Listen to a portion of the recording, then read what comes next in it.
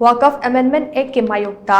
Maqami Jamiatl Ulaama Borayangbi na Sinduna Borayangbi da meeyam Khongchat ama Chatkhre.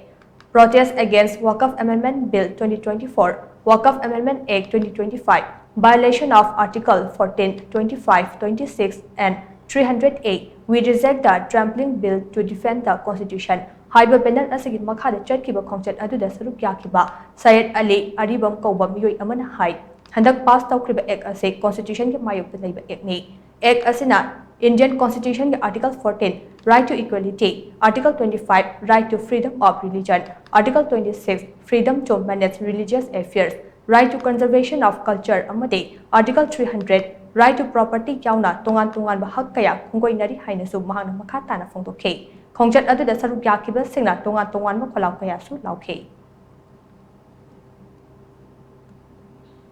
Hariba एक असी एकोइना करी मरम की मायोग तो लेरिबनो हाय मतमदा हारिबा एक असी इंडिया की कॉन्स्टिट्यूशन की मायोग तो लेबे एक नी मरम दी मसीना इंडिया की कॉन्स्टिट्यूशन के article 14 right to equality article 25 right to freedom of religion article 26 freedom to manage religious affairs हाइबा अमसुंग right to conservation of culture असिना चिंगबा लोइनना right to property Article 300A asi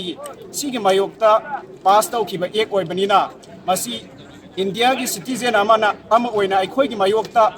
pass tawba bill asi ek asi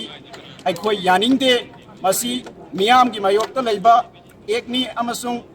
paliba sarkar asina meeyam ki mayokta leiba sarkar ni amasung sarkar asi yaningde masi ek asi handokpiyo haibagi damakta chatpa khongchat ni